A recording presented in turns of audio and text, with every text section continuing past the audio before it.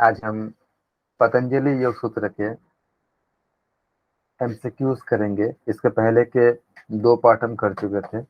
अभी हम तीसरे पार्ट में इस वीडियो के हम एमसीक्यूज को आगे करेंगे। पतंजलि के अनुसार क्वेश्चन नंबर 269, पतंजलि के अनुसार योगी द्वारा निम्न के अलगाव में संयम कर सभी जीवों के शब्दों का ज्ञान होता है। किसमें? शब्द में, अर्थ में, ज्ञान में, या ये सारे? उपयुक्त सभी से जी करे हुए है ना सर, हमने ठीक कर किया लिया है। है सर हमने ये। तो क्या ये हो चुका था क्या? सर आपने टिक भी किया हुआ है। हाँ, इसको देखता हूँ।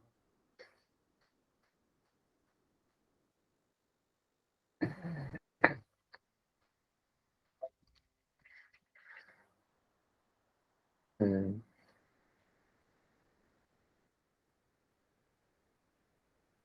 271 से करेंगे। पतंजलि के अनुसार परचित्त ज्ञान निम्न में से किसके चित्त पर संयम से संबंधित होते हैं? दूसरे के बी, दूसरे दूसरे को कुछ पसंद नहीं। परिचित ज्ञान। अपनों के, दूसरे के, महिलाओं के, बच्चों के, तो दूसरे के। ये सिंपल से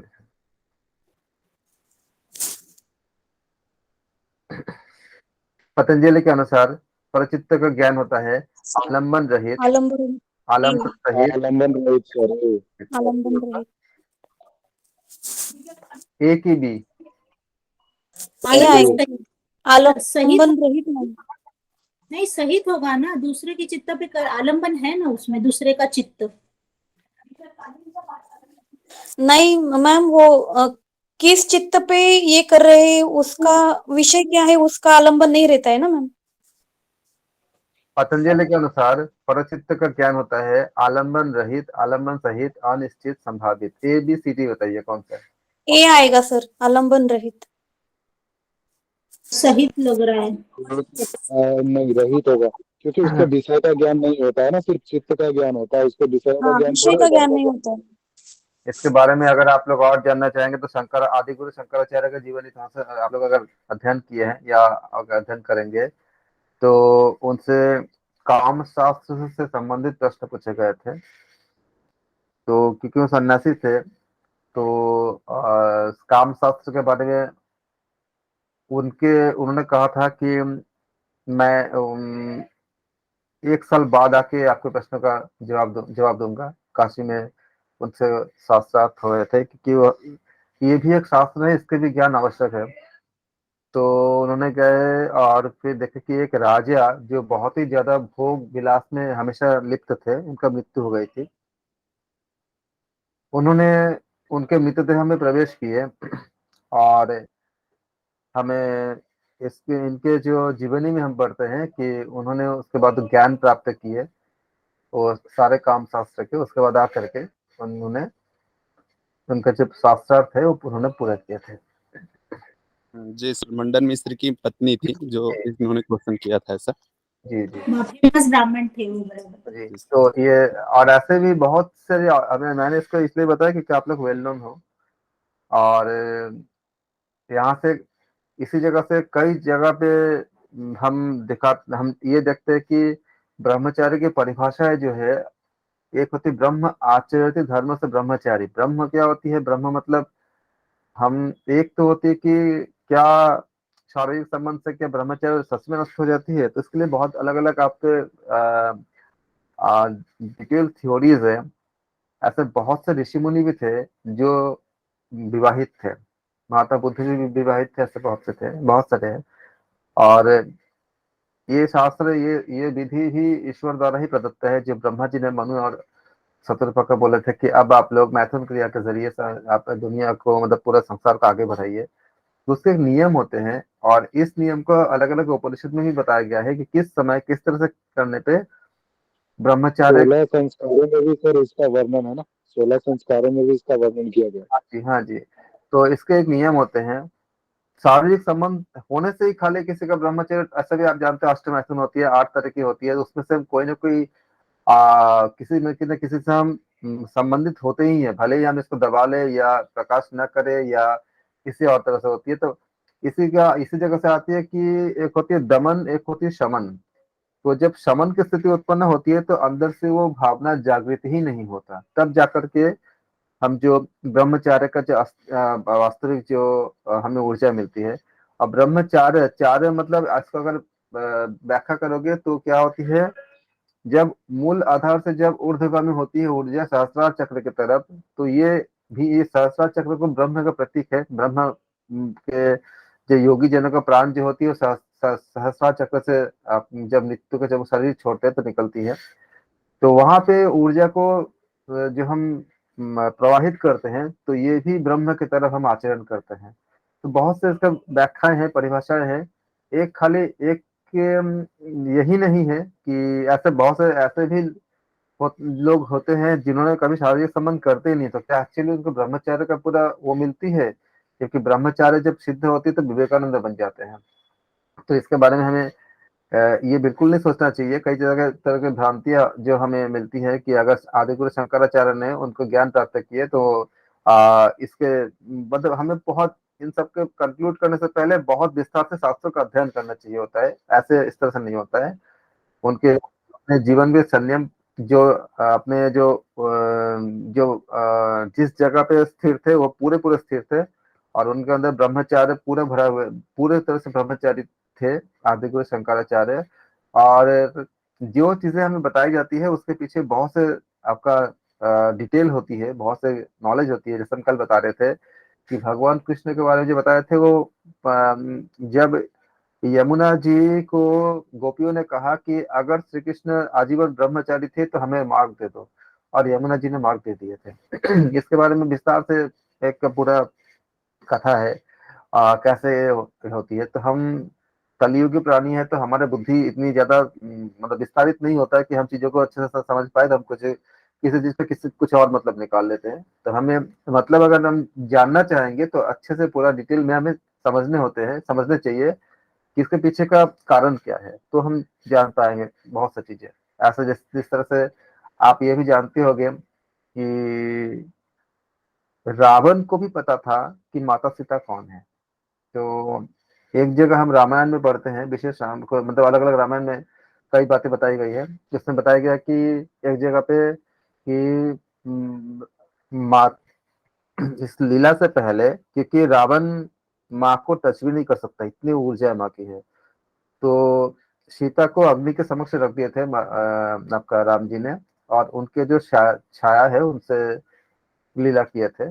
और जब अग्नि परीक्षा के दौरान फिर अपने सीता को वापस ले लिए थे। तो ये अलग अलग जगह पे हम लोग पढ़ते हैं। वाल्मीकि रामायण जो है उसको आप अगर संस्कृत में पढ़ सकते हो तो उसको उसको जब पढ़ोगे तो काफी चीजें आपको मिलेंगे। और मूल रामायण पढ़ोगे, अनुवाद से क्या होता है कि जो अनुवाद करता है अपने बात को जोड़ देता है। तो अगर अनुवाद से अलावा जैसे अगर आप मूल ग्रंथों को पढ़ते हो तो आपको काफी चीजें मिल जाती है, लेकिन तब भी हमें अपने जो कॉन्सेप्ट या समझ को डेवलपमेंट करने की बहुत जरूरत होती है सही चीजों को जानने के लिए। पतंजलि के अनुसार नेत्र के प्रकाश से संयोग न होने पर निम्न सिद्ध होता है: अंतर और ध्यान, अंतर्ध्यान, ये अंतर ध्यान। अंतर्ध्यान सर, ये क्या होती है आप बता सकते हो कि ये कैसे काम करता है? नेत्रों के प्रकाश से संयोग न होने पर अंतर्ध्यान कैसे और सिद्ध होती है? इसका लॉजिक भी ऐसा है ना कि जैसे मान के चले कि अगर नेत्र के सामने प्रकाश नहीं है तो वो चीजें दिखाई नहीं देगी ना। और अंतर्ध्यान का मतलब यही होता है, दिखाई ना देना अपनी। क्या होता है? सर, और हाँ रेज जी, लाइट अगर किसी वस्तु पे आती है तो उसका रिफ्लेक्शन हमारे आंखों पे आता है, और इसकी वजह से हमें वो वस्तु दिखाई देती है। हाँ जी। अगर वो जैसे लाइटिंग भी, हाँ। बिल्कुल बिल्कुल एकदम सही है कि जैसे मान लो कोई ऑब्जेक्ट अगर यहाँ पर है, तो यहाँ से अगर लाइट आती है इस ऑब्जेक्ट से टकरा करके जब हमारे आंखों में आती है तो हमें वस्तु हमें दिखाई देंगे, हमारे आंखों में आती है। अगर वो लाइट को ही रोक देंगे तो क्या होगा, हमें दिखाई नहीं देंगे। इसलिए क्या होती है, हम उसको अदृश्य कहते हैं, अदृश्य हो जाना कहते हैं इसको। एक ये होती है, और एक और फॉर्मूला होती है कि लेंथ जो होती है L is equal to L naught under root 1 - v² / c² होती है। तो ये आइंस्टीन की इक्वेशन है। जब आप रिलेटिविटी थ्योरी सापेक्ष सिद्धांत को पढ़ते हो तो एल क्या है आपका, किसी ऑब्जेक्ट का ओरिजिनल लेंथ होती है एल नॉट जो है जब वो रेस्ट पे है, और एल क्या है, जब मूवमेंट पे उसका आपका वर्चुअल लेंथ होती है। अगर वी क्या है, वेलोसिटी ऑफ ऑब्जेक्ट है, सी क्या है, वेलोसिटी ऑफ लाइट है। अगर v इज इक्वल टू सी कर दोगे तो एल इज इक्वल टू क्या होता है, L naught under root 1 minus c square by c square is equal to L naught under root 1 minus 1 is equal to 0। तो L अगर 0 हो गया तो ये इनविजिबल हो जाएगा। इसी तरह से ये एक मैथमेटिकली आपका कॉन्सेप्ट है कि अगर अंतर्धान जो ऋषि मुनि होते थे या देवता जी होते थे, जब उनको किसी को दर्शन देना होगा तो वेलोसिटी जो ऑब्जेक्ट उनका जो होगा वो लाइट से कम कर लेंगे, तो वो लेंथ के फॉर्म में हमें सामने प्रकट हो जाएंगे।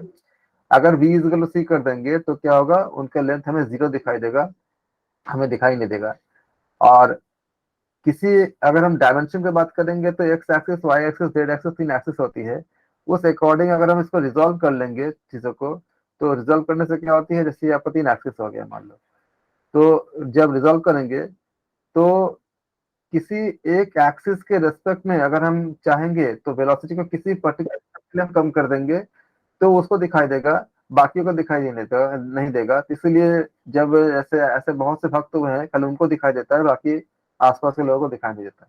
ये सारे चीजें जो है आपका फिजिक्स के साथ पूरा एक्सप्लेनेशन हम करते हैं।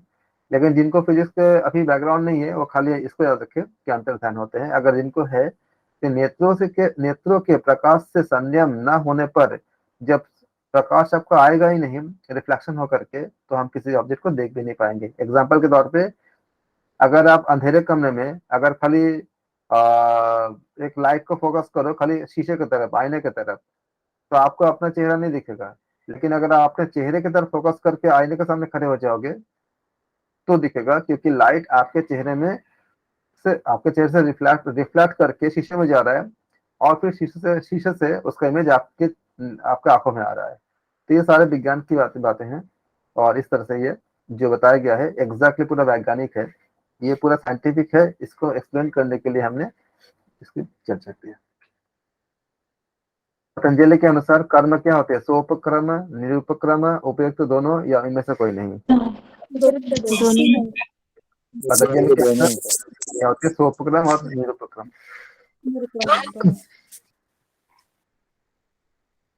पतंजलि के अनुसार मृत्यु का ज्ञान निम्न में से होता है, अरिष्ट में, कर्म पर संयम से, उपयुक्त दोनों या इनमें से कोई नहीं।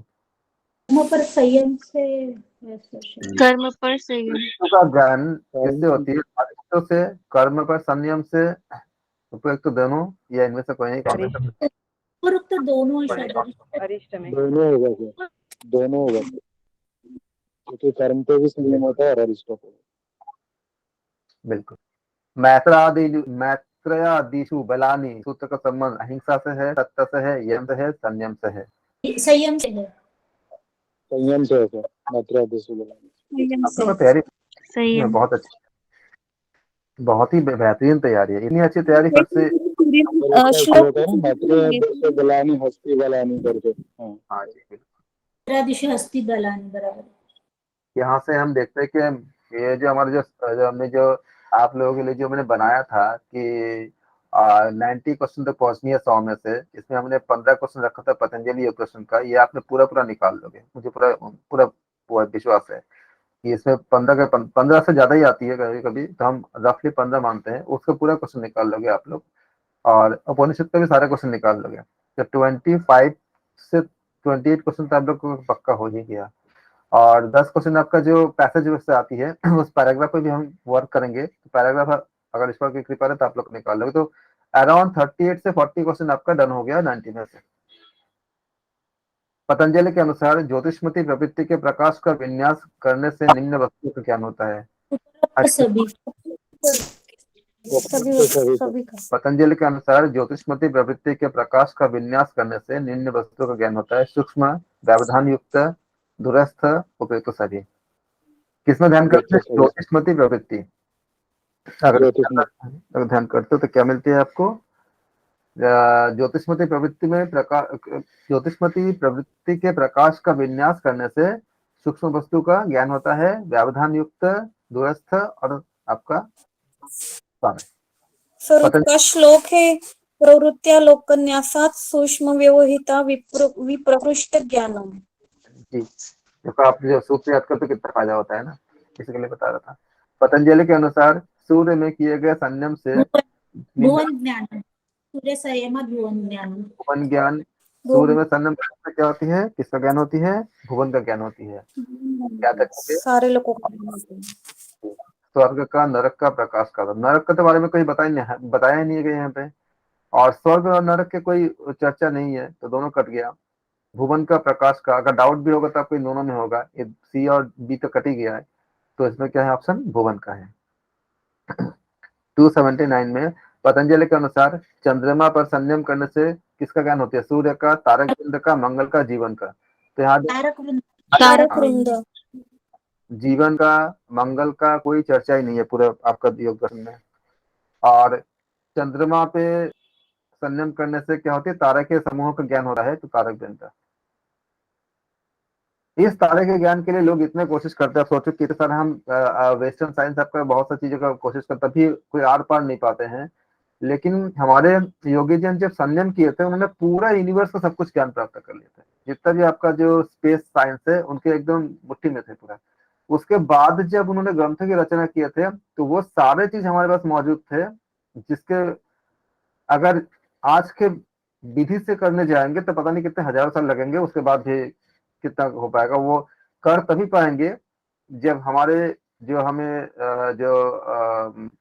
प्रज्ञा बुद्धि का जब डेवलपमेंट होगा, तो प्रज्ञा बुद्धि से इतने सारी चीजों को हम जान पाते हैं। वरना हमारे जो सामान्य बुद्धि से देखो, एक डॉक्टर जो बनते हैं बॉडी के किसी एक पार्ट के किसी एक जगह के, तो स्पेशलिस्ट बन पाते हैं पूरे जीवन का अध्ययन करके। कोई एएनटी बनते हैं, कोई कार्डियो बनते हैं, कोई आपका गायनो का बनते हैं, एक पार्ट के बनते हैं। और जबकि आपका जो एक आपका हमारे जो आयुर्वेद के जो धन्वंतरि ऋषि इत्यादि जो थे, ऐसे ऐसे बहुत से ऋषि मुनि थे, सारे पूरे संस्थान का, सारे संस्थान का एकदम इतनी बारीक ज्ञान था कि आज के मेडिकल साइंस को उसके बारीक ज्ञान, एक का स्पेशलिस्ट होने के बाद भी उनका बारीक ज्ञान नहीं है सारी चीजों का। क्योंकि हमारे जो पेट में, हमारे जो बाकी जो स्टमक पे ऐसे बहुत सारी चीजें हैं जिसके बारे में आपका शोध चल रही है, रिसर्च चल रही है, अभी तो पता नहीं है। जैसे हम लोग बोलते हैं कि वज्र नाड़ी, तो वज्र नाड़ी कहाँ पर दिखता ही नहीं है। तो हम जो वज्रासन में जो बैठते हैं, जो आपका हम बोलते हैं कि डाइजेशन में बहुत काम हेल्पफुल है, शास्त्रों में है तो कहीं होगा, लेकिन उनको दिखता ही नहीं है। तो कितने पीछे हैं, ये होती है आपका प्रज्ञा में जो हम ध्यानस्थ होते हैं। और प्रज्ञा आज हमारे भी हो सकता है अगर हम शुरू से बचपन से अगर प्राणायाम में ध्यान देते हैं, ध्यान में ध्यान देते हैं, तो हमें बहुत सारी चीजें बनती है। एक इंसान काफी नॉलेज पा सकता है अलग अलग जगह पे, अगर इन सबको फॉलो करे तो। पतंजलि के अनुसार तारों की गति का ज्ञान निम्न पर संयम से होती है, सूर्य से, चंद्रमा से, पृथ्वी से, ध्रुव से। अब ये देखा चार ध्रुव थे, ध्रुव क्या होगा। पतंजलि के अनुसार तारे की गति का ज्ञान किसमें होती है, ध्रुवों पर जब हम हैं तो सारे तारों का समूह का ज्ञान। ध्रुव संयमात ऐसे करके है, चंद्र तारा भी हो ज्ञानम करके। पतंजलि के अनुसार जी, पतंजलि के अनुसार ध्रुवे तद्गति ज्ञानम, ऐसा है उसका, ध्रुव तद्गति ज्ञानम। पतंजलि के अनुसार शरीर संस्थान का ज्ञान निम्न पर संयम करने से होता है, नाभि चक्र, हृदय, श्वास, ये नाभिक। नाभि चक्र वो ज्ञानम। आप सोचो कि इसी एनाटॉमी को जानने के लिए हम कितना कुछ करते हैं, और नाभि चक्र में अगर हम ध्यान देते हैं तो हमें संयम करते हैं, धारणा, ध्यान, समाधि। संयम मतलब धारणा, ध्यान, समाधि तीनों मिलाकर संयम होता है।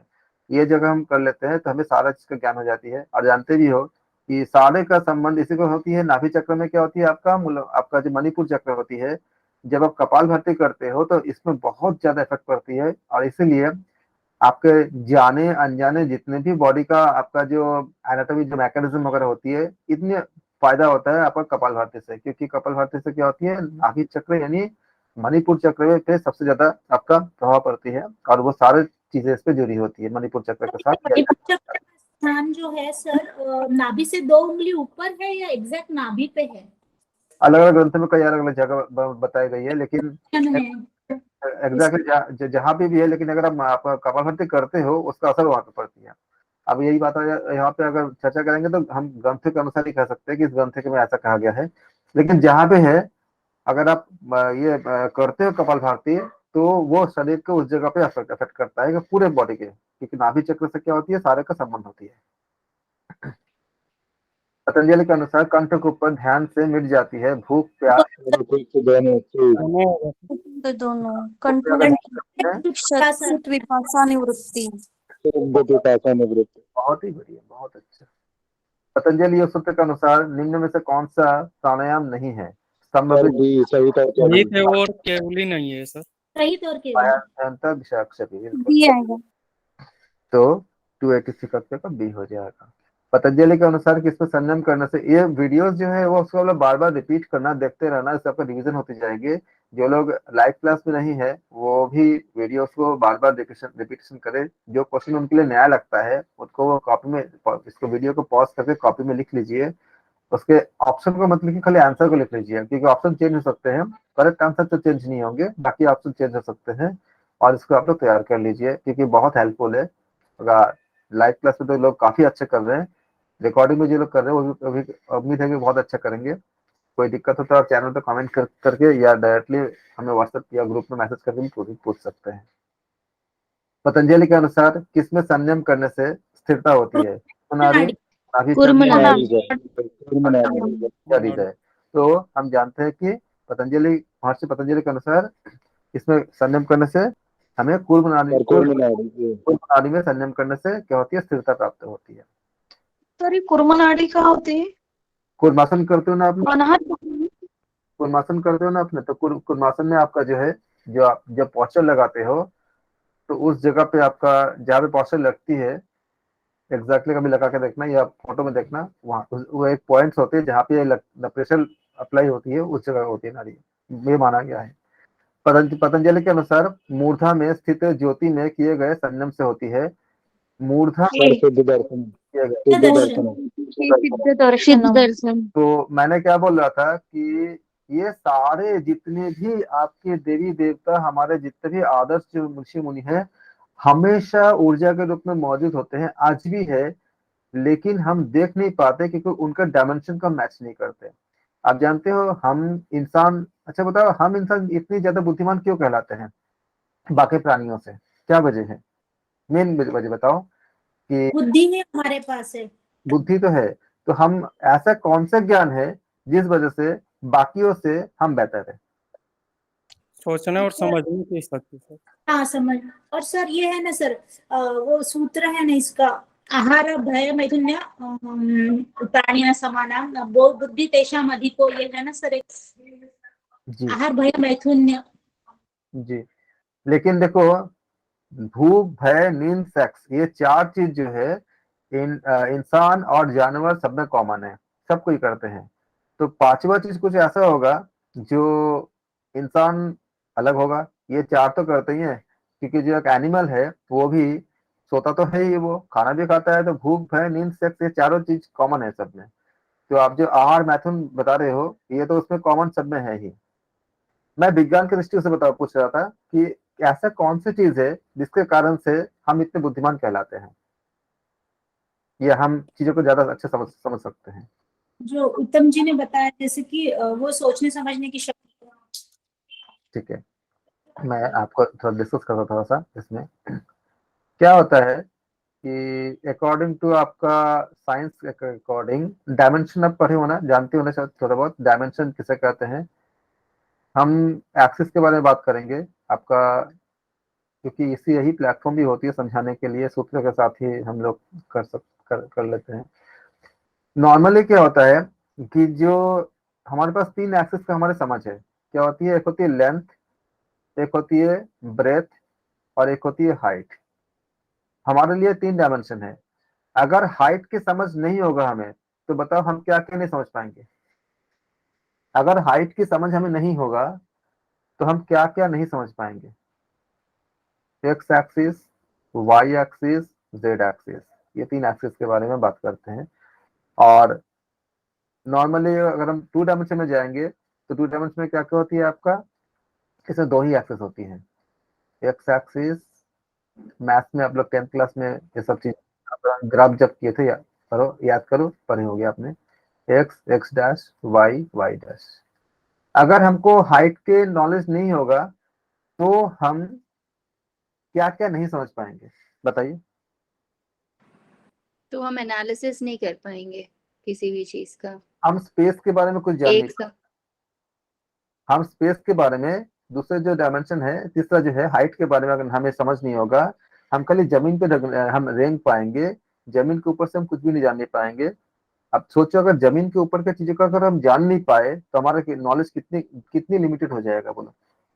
याद सोच के देखो, आप एविएशन इंडस्ट्री खत्म, बर्ड फ्लाई आपको जो ऊपर से जा रही है उसका सारा खत्म, जो गैसेस का जो मूवमेंट है, ऑक्सीजन इत्यादि हम ले रहे हैं ऑक्सीजन, लेकिन उसका जो पूरा आकाश तत्व के बारे में सारी सारी जानकारी खत्म। आकाश तत्व में क्या होती है, सतोगुण होती है, तो वो सारे सारे स्पेस के बारे में हमारा हमारा मतलब लिमिटेशन हो जाएगा। ये डायमेंशन होते हैं, 3 डायमेंशन। कुछ कुछ प्राणी ऐसे होते हैं जिनको एक डायमेंशन का ही ज्ञान होती है, कुछ कुछ प्राणी ऐसे होते हैं जिनको खाली लेंथ ब्रेथ, या ब्रेथ हाइट, या हाइट लेंथ का ही, या कोई मतलब कोई 2 डायमेंशन का ज्ञान होती है। इंसान एक ऐसा प्राणी है जिसको 3 डायमेंशन का नॉलेज है। एक डायमेंशन का नॉलेज का अंतर से इतनी अंतर पड़ जाती है।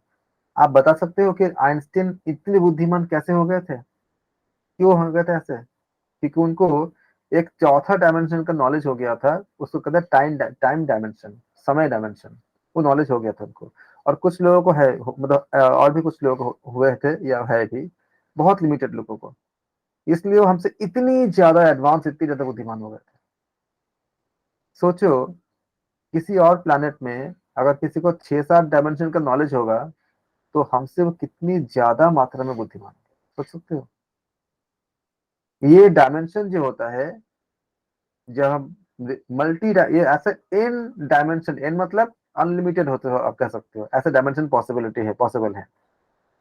जब हमारे ये, हम जो अभी जो हमने अध्ययन किया हमने कि मूर्धा में स्थित ज्योति के लिए जो हमने देखा हमने, जब इसमें हम लोग संयम करते हैं तो संयम मतलब क्या होगा, धारणा होगा, धारणा को भी किया आपने, धारणा, फिर क्या किया आपने, ध्यान किया आपने, फिर क्या आपने किया, समाधि किया, मतलब इसे पूरा लीन हो गए पूरा कंप्लीटली, तभी आपका तीनों मिलाकर संयम हो गया। संयम का मतलब ये मत समझेगा कि जब हम बोलते कि भाई चित्त को संयम कर, मतलब संयम का जो यहाँ जो अर्थ होती है, ये तीनों मिला के धारणा ध्यान समाधि का मतलब होती है, एक साथ जो लगती है। तो जब हम मूर्धा में स्थित ज्योति में ध्यान करते हैं तो हमें सारे डायमेंशन का नॉलेज नॉलेज हो जाती है। जब हमको सारे डायमेंशन का जो नॉलेज हो जाती है तो जितने भी देवी देवता, जितने भी सिद्ध दर्शन होते हैं, वो अलग अलग डायमेंशन में हमेशा मौजूद रहते हैं। हम खाली 3 डायमेंशन का नॉलेज होती है, इसलिए हम हमको देख या समझ नहीं पाते। ज्यो ज्यो हमारे अंदर की ये इस तरह की क्षमता बढ़ती जाती है समाधि के द्वारा या ध्यान ध्यान के द्वारा, अंतिम में आपका संयम के द्वारा, हम उन डायमेंशन को भी इंटरप्रेट कर पाते हैं, उन डायमेंशन को भी हम तोड़ पाते हैं, समझ पाते हैं। लेकिन हमारी बात दूसरे लोग समझ नहीं पाते क्योंकि बाकी लोगों के पास उस डायमेंशन का नॉलेज नहीं है। इसलिए वो कुछ भक्त जो है वो अंतर ज्योति के द्वारा, अंतर ज्ञान के द्वारा भगवान उनमें वो शक्ति प्रदान करते हैं कि उस डायमेंशन को देख पाते हैं। इसी बात को भगवान कृष्ण ने अर्जुन से कहते चैप्टर नंबर 11 में विश्वरूप दर्शन में कि हे अर्जुन, तुम इन सामान्य आंखों से मेरे रूप को देख नहीं सकते, मैं तुमको दिव्य दृष्टि देता हूँ। इन डायमेंशन का संबंध हमारे, कभी कभी ये जो इस ज्ञान का संबंध हमारे सुषुम्ना से संबंधित होते हैं। सुषुम्ना में ब्रह्मनारी होती है, उसके साथ संबंधित होते हैं। उसको जब हम एक्टिवेट करते हैं, हम योग से या स्वयं भगवान कृष्ण या नारायण हम जब कर देते हैं तो हम उन सब चीजों को देख पाते हैं। खाली अर्जुन ही देख पाए थे, बाकी लोग क्यों नहीं देख पाए थे? क्योंकि उनके पास वो डायमेंशन का पता नहीं था, नॉलेज नहीं था। हम जब खाली पढ़ लेते हैं, इसके पीछे बहुत गहरी गहरी विज्ञान होता है, बहुत गहरी साइंस होती है। तो जब मूर्धा में स्थित ज्योति में जब ध्यान करते हैं तो हम मल्टीपल डायमेंशन को इंटरप्रेट कर पाते हैं अकॉर्डिंग टू आपका फिजिक्स, मतलब आपका एस्ट्रोफिजिक्स बोलिए या बाकी सब फिजिक्स के जो ब्रांच मिला करके, उस समय हम सिद्धों का दर्शन करते हैं। ये कोई काल्पनिक नहीं है, ये बिल्कुल शुद्ध विज्ञान है। लेकिन उस विज्ञान को हमको आना चाहिए, उस लेवल का हमें खुद का नॉलेज होना चाहिए ताकि हम उसको इंटरप्रेट कर सके, जोड़ सके। इस पे दुनिया भर की शोध हो रही है कि हम कैसे और भी ज्यादा डायमेंशन के ऊपर हम काम कर सकते हैं और हम कैसे उसको समझ सकते हैं। तो जब हम मल्टीपल डायमेंशन को हम जब पूरा संयम करने से हमें सारे डायमेंशन का में हम अपने आप को पूरा समाहित कर लेते हैं, तो हमारे सामने किसी का भी दर्शन क्या होती है, दुर्लभ नहीं होता। जब कोई तपस्वी जब तपस्या करता है, तो तपस्या करते करते करते करते करते करते उस डायमेंशन तक पहुंचता है जिस डायमेंशन में ब्रह्म होते हैं या उनके आराध्य होते हैं, तो फिर उनको दर्शन होते हैं। फिर उनके द्वारा उस ऊर्जा को जो चाहता है वो प्राप्त करते हैं, जिसको वरदान कहते हैं, जो उनको रिक्वायर्ड होती है। बात क्लियर हुआ? सर मूर्धा का क्या मीनिंग होता है? मूर्धा में जो स्थित है, ये बॉडी पार्ट होती है, एक जगह पे बॉडी का पार्ट होती है, आप देखा उसका डायग्राम में देखो तब वो ज्यादा क्लियर होगा। मूर्धा में स्थित है ज्योति में। कंठ के ऊपर वाला पार्ट होता है सर, कंठ के पास होती है मूर्धा। सर वो जो चोटी आती है वो है ना, जहाँ वो मुनि की चोटी आती रखते हैं, वो शायद वो। आप इसको डायग्राम में देखोगे तो इसका थ्री डायग्राम मेरे पास है, भेज दूंगा, तो आपको इसका पोजीशन ऐसे हम बोलेंगे तो आपको मतलब ठीक लोकेशन नहीं समझ पाओगे। 3D मेरे पास इसका इमेज है, मैं सेंड कर दूंगा ग्रुप में, मुझे मैसेज कर देना, तो आप इसको समझ पाओगे एग्जैक्टली कहाँ पे है। तो ये आपका क्या होती है, पतंजलि के अनुसार मूर्धा में स्थित ज्योति में। मूर्धा सर, हेलो सर, मूर्धा जहाँ से दांत निकले हुए हैं हमारे, वो जो ऊपर वाला भाग है उसी को मूर्धा को। इसीलिए बता रहा हूँ ना कि अगर ऐसे बताऊंगा ना तो मतलब हमारे मतलब माइंड पे अलग अलग इमेजेस आती है। जब मैं तो इसको 3D पिक्चर भेज दूंगा, तो 3D में क्या होती है कि ऊपर वाला। हाँ, वो आपको एग्जैक्टली मतलब वो उसका आइडिया लग जाती है। इसलिए मैंने भी जब ऐसा सुनता था तो मुझे भी एग्जैक्टली ऐसा लगता था कि कहाँ पर है, लेकिन जब हमने इसको 3D पे जब हमने उसके शोध किया, मतलब काफी सर्च किया, रिसर्च किया, तो हमें वो चीजें मिली एग्जैक्टली। तो मैं भी आपको बता दूंगा, आपको सेंड कर दूंगा, तो आपको एग्जैक्ट लोकेशन का आप इसको समझ जाओगे कि ये 3D आपका जो इमेज से किस जगह होती है। आप बताओ कि टीवी में जब आप प्रोग्राम देखते हो तो वो कितने डायमेंशन की होती है? टीवी में या मूवी में जो प्रोग्राम देखते हो आप लोग, वो कितने डायमेंशन में देखते हो? तो थ्री 2 डायमेंशन ही होता है। वो 2 डायमेंशन होता है, वो 2 2 होता है सर, 3D अलग होता है। थ्री नहीं हाँ, होता है। ये सर वगैरह 2 में डायमेंशन 3D होता होता है, है। क्योंकि हाँ, 3D मूवीज जो होती है, जो कुछ निकलती है थिएटर में, उसके लिए स्पेशल वो चश्मा देते हैं ब्लैक कलर का पहनने के लिए। हाँ, तो 3D टीवी का जो है अलग अपना 2 चश्मा है। डायमेंशन है। आप देखो, या तो आप किसी एक्टर का अगर देखते हो टीवी के स्क्रीन पे, क्या क्या देखते हो? लेंथ, ब्रेथ और हाइट। अगर आप लेंथ और ब्रेथ देखोगे तो हाइट आपका गायब हो जाएगा। अगर आप ब्रेथ और हाइट देखोगे तो लेंथ गायब हो जाएगा, और लेंथ अगर हाइट देखोगे तो मोटाई गायब हो जाएगा, उसका मसल्स वगैरह जो मोटाई वो नहीं दिखेगा आपको। एक समय में कोई 2 ही डायमेंशन दिखती है। और जब आप फिजिकली किसी के सामने खड़े होकर बात करते हो तो तब आपको 3D दिखती है, तीनों, लेंथ, ब्रेथ, हाइट। तो पतंजलि के अनुसार प्रतिभा ज्ञान से जान लेते हैं क्या, स्थूल, सूक्ष्म, उपयुक्त दोनों। सब और अब तो सब डी में से दोनों। तो नहीं प्रतिभा सर, सब कुछ नहीं। सब कुछ प्रातिपक ज्ञानम सर्वम। सब कुछ है सर, D। पतंजलि के अनुसार प्रतिभा ज्ञान से हम क्या करते हैं, स्थूल भी जानते हैं, सूक्ष्म भी जानते हैं, उपयुक्त दोनों भी जानते हैं, सब कुछ। अब देखो कितनी ज्यादा एक्चुअली आंसर क्या होना चाहिए, उपयुक्त दोनों होना चाहिए। तो दोनों, लेकिन अगर उपयुक्त दोनों सही है, अब यहाँ से हमने बोला था कि पहले सारा ऑप्शन पढ़ो। नॉर्मली ये क्या करते हैं लोग, सी को टिक कर देंगे, सी सही भी है, सी गलत भी नहीं है, लेकिन डी जब सामने आ गया तो क्या हुआ, सी को डोमिनेट कर दिया और डी करेक्ट हो गया। इसीलिए सारे ऑप्शन को पढ़ने होते हैं। ऑब्जेक्टिव में ये होती है कि हम कंफ्यूज कर दिया यहाँ सर, कंफ्यूज कर दिया। वो, इसलिए हर ऑप्शन को पढ़ने होते हैं। मैंने इसको बहुत ज्यादा उसको करने का मतलब वो किया कि कुछ भी हो पूरा ऑप्शन पढ़ने हैं, बिना पढ़े आप आगे नहीं बढ़ना, ऑप्शन को सारा पढ़ो। और अक्सर ऐसा कुछ क्वेश्चन ऐसे बनाते हैं, वो जानबूझ के बनाते हैं ऐसे कि कितने अवेयरनेस उसको देखने के लिए। पतंजलि के अनुसार निम्न में संयम से चित्त का साक्षात्कार होता है, कंठ में, हृदय में, नाभि में, नासाग्र में। हृदय में, हृदय होता है। हृदय में हृदय चित्त साक्षात्कार होता है। हृदय चित्त संयम से कुछ तो भी है। पतंजलि का मानना है कि उदान वायु पर संयम करने के फलस्वरूप योगी निम्न में नहीं सभी फंसता। जल, सभी तो सभी D। जल कंटकम। हाँ, पंकज कंठ उदान जय जल पंकज, ऐसा कुछ सूत्र है ना। बिल्कुल। पतंजलि के अनुसार ऊर्ध्व गमन सिद्धि निम्न प्राण पर संयम करने से होती है। ऊर्ध्व गमन कब होती है? प्राण में, उदान में, व्यान में, समान में। उदान उदान बी वायु, है। उदान वायु। उदान वायु करने से ऊर्ध्वगमन सिद्ध होती है। सर ये और हमने उपनिषद में भी पढ़ा है ना, उदान से हाँ मृत्यु जी, के बाद स्वर्ग में ही होता है।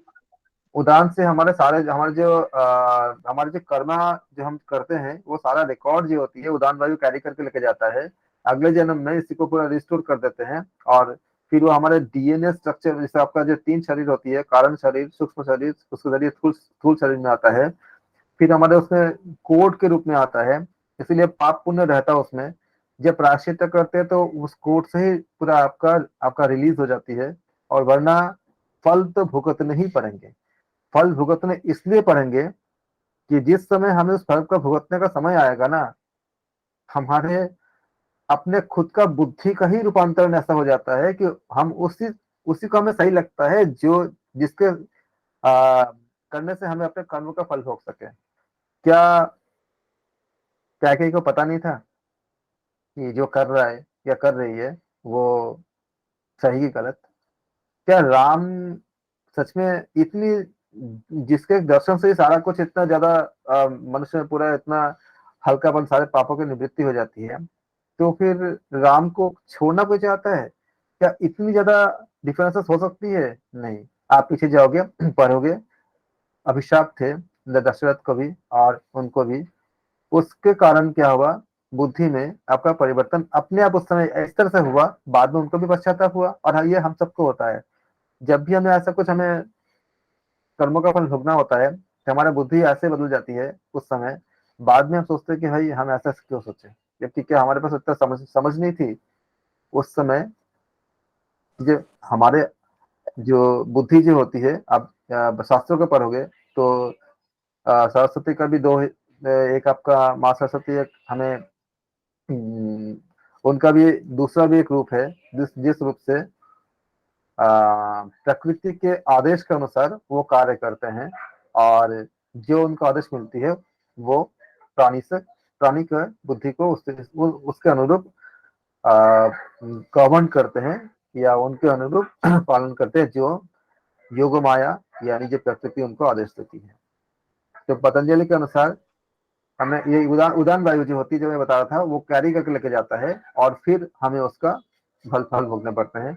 इसके बाद इसके बारे में और भी बहुत डिटेलिंग है, जिसको हम लोग आज के डीएनए के अकॉर्डिंग और जितने भी हमारे पास सेल बायोलॉजी है उसके साथ हम इसको एक्सप्लेन कर सकते हैं।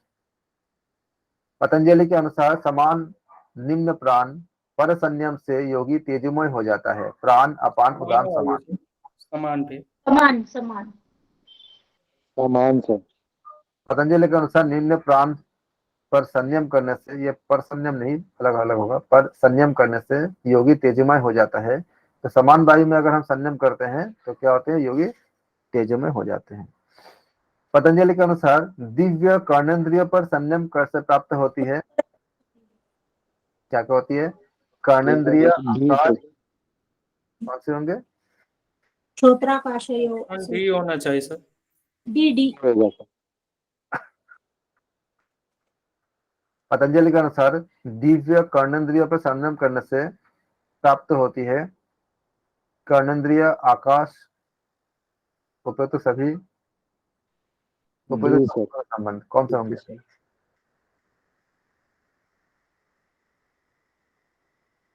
सभी होगा सर। सभी होगा, क्योंकि दोनों ही होंगे ना। तो पे तो दोनों के संबंध, तो पे तो दोनों के संबंध तो उन्होंने किया जो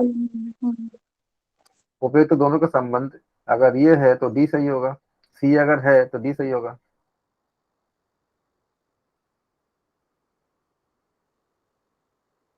यहाँ पे हम देखने होते हैं कि ऑप्शन देखने होते हैं। अगर सी सही है तो क्या हुआ, ए भी सही हुआ, बी भी सही हुआ, सी भी सही हुआ, तो फिर डी सही है।